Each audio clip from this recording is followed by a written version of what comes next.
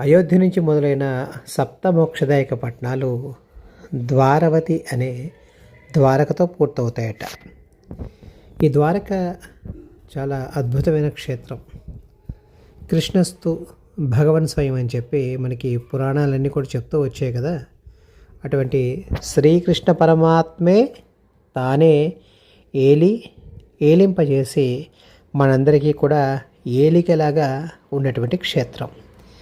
ఈ క్షేత్రంలో ఈ విష్ణుశాల గ్రామానికి వేదోక్తంగా తగు మంత్రాలతో పాల సముద్రంలో ఉండే ఆ స్వామికి గోమతి నదిలోంచి నీరుని అలాగ సేకరించి స్వామికి ప్రీతిపాత్రముగా అభిషేకం చేసుకునే సౌభాగ్యాన్ని కూడా స్వామి ప్రసాదించాడు.